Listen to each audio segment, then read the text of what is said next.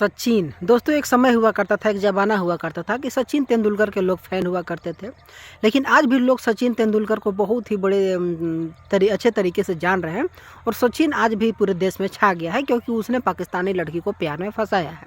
लेकिन हमें एक चीज़ समझ में नहीं आता कि साला उस चूसे हुए सचिन को, चूसे हुए आम के जैसे दिखने वाला सचिन के प्यार में आखिर वो सीमा कैसे पड़ी, और किस तरह से वो 12 लाख रुपए अपने सारे ज़मीन संपत्ति जायदाद को बेच करके वो उसके प्यार में, जो उसकी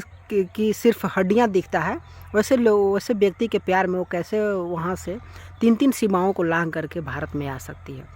लेकिन सबसे दिलचस्प बात यह है ना कि सीमा हैदरी भी देखने लायक है और एक अहम किरदार निभा रही है, क्योंकि वो उसका कहना है कि हम सिर्फ 5वीं तक पढ़े हैं। लेकिन इसके बावजूद वो बहुत ही फराटेदार तरीके से अंग्रेजी बोलती है, हिंदी बोलती है, बहुत ही अच्छी तरह से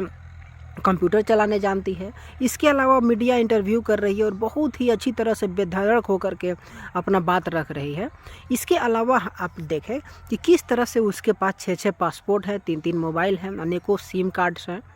और तो और किस प्रकार से वह अपने 4 बच्चों को लेकर के पाकिस्तान से चली गई दुबई, दुबई से आ गई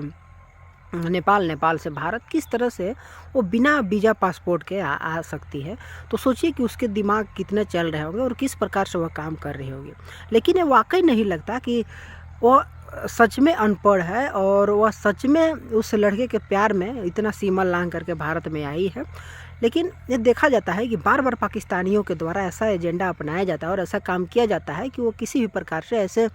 लोगों को बेवकूफ़ बना करके, और आज यदि सीमा को यदि भारत में रखा जाता है और उसका सम्मान किया जाता है, उससे भारत की नागरिकता दी जाती है और उसे अनुमति दे दी जाती है कि तुम जो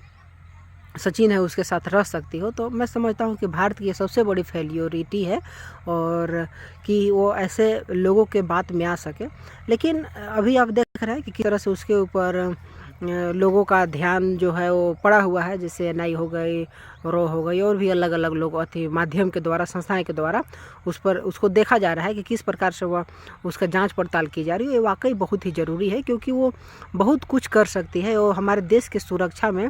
बहुत ही नुकसान कर सकती है और देश के बारे में खुफिया जो जानकारी हो पाकिस्तान को भेज सकती है। तो